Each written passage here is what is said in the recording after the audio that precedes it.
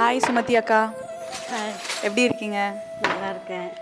Okay, உங்ககிட்ட சில கேள்விலாம் கேட்கலான்னு வந்திருக்கோம். கேளுங்க.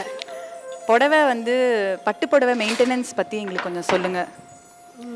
பட்டு புடவை மெயின்டெனன்ஸ் பற்றினா உங்களுக்கு அந்த சாரீன்றது அடிக்கடி துவைச்சா உங்களுக்கு சாரீ வெளுத்துடும்னு நினைக்கிறாங்க. ஆனால் அடிக்கடி துவைக்கலாம் கூடாது.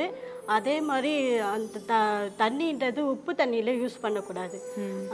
நார்மல் குழா தண்ணி அப்படி சொல்லுவாங்க. உப்பு தண்ணி அதிகமாக இல்லாத தண்ணியில் யூஸ் பண்ணலாம். யூஸ் பண்ண ஒரு 2 வாட்டி சாரீ ஒரு 2 வாட்டிக்கு 4 வாட்டி கட்டினீங்கன்னா அந்த சாரியை அப்படியே சும்மா அந்த தண்ணியில் முக்கி எடுத்துட்டு நார்மலாக அந்த இது வெயில் படாமல் சாரி காய வச்சிங்கன்னா உங்களுக்கு அது நல்லா கொஞ்சம் கலர் மெயின்டெனன்ஸ் வரும். ஓகே, இப்போ எதனா ஒரு இடத்துல மட்டும் கரை எதனா பட்டுருது அந்த மாதிரினா? அப்படி உங்களுக்கு அந்த மாதிரி கரை பட்டு இருக்குன்னா அதுக்கு நார்மலாக நானும் யூஸ் பண்ணுறது சொல்கிறேன். ஒரு ஷாம்பு, நார்மல் ஷாம்பில் தண்ணியில் பச்சை தண்ணியில் கலந்துட்டு அந்த ஷாம்பை அந்த இடத்துல வச்சு கொஞ்சம் லைட்டாக அப்படி இது பண்ணிவிட்டு அப்படி துவைச்சி எடுத்துருவேன். ஆனால் கசக்க அப்படிலாம் கூடாது.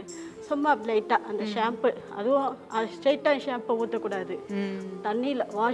தண்ணியில் கொஞ்சம் அதில் கலந்துட்டு அந்த இடத்துல வச்சுட்டு கொஞ்சம் அப்படி லைட்டாக இது பண்ணிட்டு வச்சுன்னு வச்சிங்களேன், உங்களுக்கு அந்த கலர் போயிடும். பெரும்பாலும் கலர் பார்க்காம போடாமல் இருக்கிறது நல்லது. ஏன்னா சேலை இல்லை, பட்டு சேலை இல்லை, அது ரொம்ப கொஞ்சம் பார்த்து வச்சுக்கணும். ஓகே.